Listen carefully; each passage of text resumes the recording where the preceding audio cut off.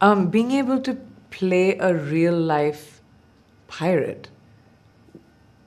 How many women have ever played that character? Like, there's maybe Zoe Saldana a little bit, maybe like I can maybe Keira Knightley, and there are very few, but we've seen so many iconic men play pirates over the years. I didn't even know that female pirates existed, that they were captains of their own ships. They had crew of men. They lived big, really interesting, insane lives. When I started doing research after I read this script, I remember I was just, seeing all of these amazing women pop up around the globe who had lived this life. And that was the moment for me where I was like, wow, this is something that can be really cool and really different if I can do it well. The action and everything, that's fine. I've done it before. Of course, there was a different style with swords and stuff, which I've never done before. So I had to learn sword fighting with both hands, and I had to do that while I was shooting Heads of State, actually. So it was a lot of work, and I used to do it between shots. So, while the camera was moving from one shot to the other, I would move aside and learn my swords for the next movie. But, I love working on the craft. I like to be very authentic to my character. So I went to Cayman Islands. I did research on Caribbean culture of indentured servants that used to be picked up from India by the British Raj and just taken to different islands and left with, no idea of their identity anymore. And that's what happened to my character's family and her. So, there was so much in this movie which, after I read it, I was like, yeah, we're doing this movie. Yeah, and at the time of Heads of State, you told us, PTI, that you want a variety in your work that you had when you were working in Indian films. Do you believe that this film is also a step towards that? Yes, I definitely think that, this movie is a step towards, bifurcating and diversifying in my filmography, in my English language work. I think that The Bluff is a deep dive into culture and history, but at the same time, it's a really fun, cool pirate movie. But at the same time, it's drenched in drama and emotion and feeling. So it's like a action drama, I would say.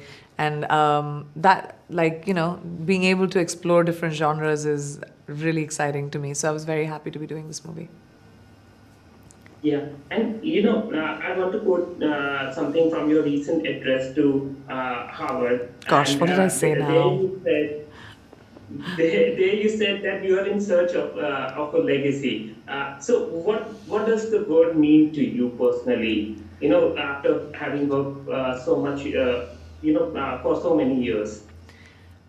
If you see what I said, I think that was misinterpreted, actually misquoted by a lot of the press.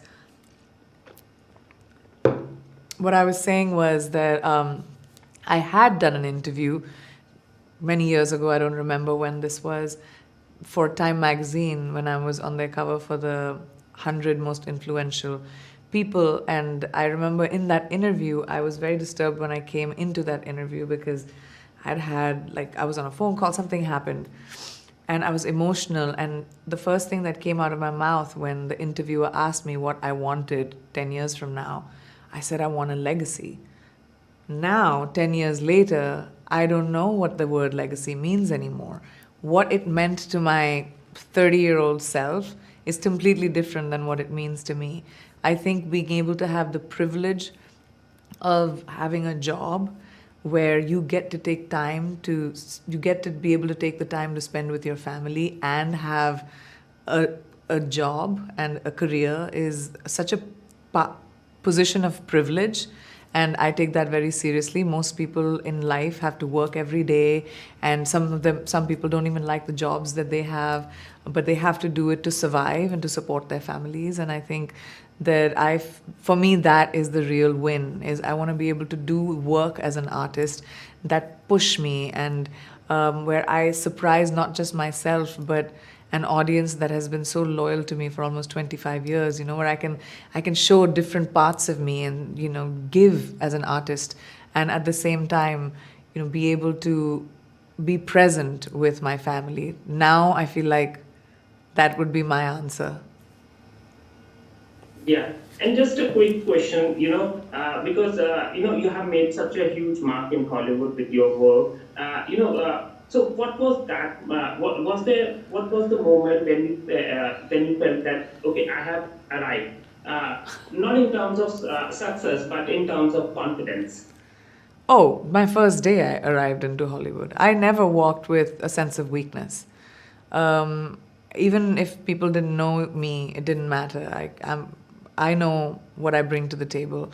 I know what my value is. And so I was never less confident. I may have had less opportunities, I may have had less success, but I was always confident in my skill set, in my ability to know my job.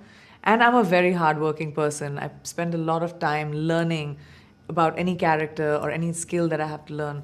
But when I felt like I arrived is never. I still don't feel like I've arrived. I feel like I have a lot more to do before I feel that, you know, there are some amazing people who have done such brilliant work, and I would love to be able to have a body of work that does that.